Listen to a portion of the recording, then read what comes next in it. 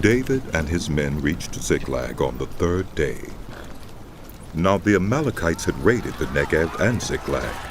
They had attacked Ziklag and burned it, and had taken captive the women who were in it, both young and old. They killed none of them, but carried them off as they went on their way. When David and his men reached Ziklag, they found it destroyed by fire, and their wives and sons and daughters taken captive. So David and his men wept aloud until they had no strength left to weep. David's 2 wives had been captured, Ahinoam of Jezreel and Abigail, the widow of Nabal of Carmel. David was greatly distressed because the men were talking of stoning him. Each one was bitter in spirit because of his sons and daughters. But David found strength in the Lord, his God.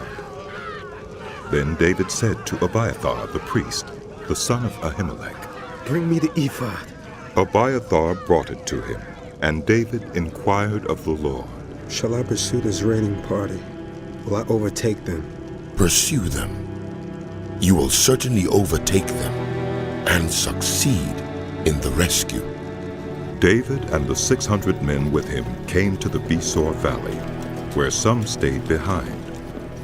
200 of them were too exhausted to cross the valley, but David and the other 400 continued the pursuit. They found an Egyptian in a field and brought him to David. They gave him water to drink and food to eat, part of a cake of pressed figs and 2 cakes of raisins.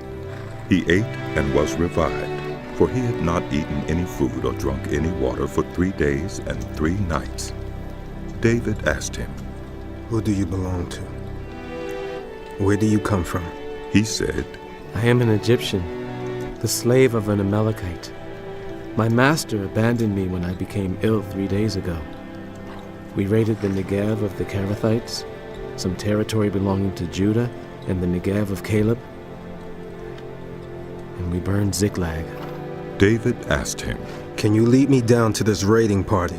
He answered, "Swear to me before God that you will not kill me, or hand me over to my master, Swear before God. and I will take you down to them." He led David down, and there they were, scattered over the countryside, eating, drinking, and reveling because of the great amount of plunder they had taken from the land of the Philistines and from Judah. David fought them from dusk until the evening of the next day, and none of them got away, except 400 young men who rode off on camels and fled. David recovered everything the Amalekites had taken, including his 2 wives. Nothing was missing, young or old, boy or girl, plunder or anything else they had taken. David brought everything back. He took all the flocks and herds, and his men drove them ahead of the other livestock, saying, "This is David's plunder." Then David came to the 200 men who had been too exhausted to follow him and who were left behind at the Besor Valley. They came out to meet David and the men with him. As David and his men approached, he asked them how they were.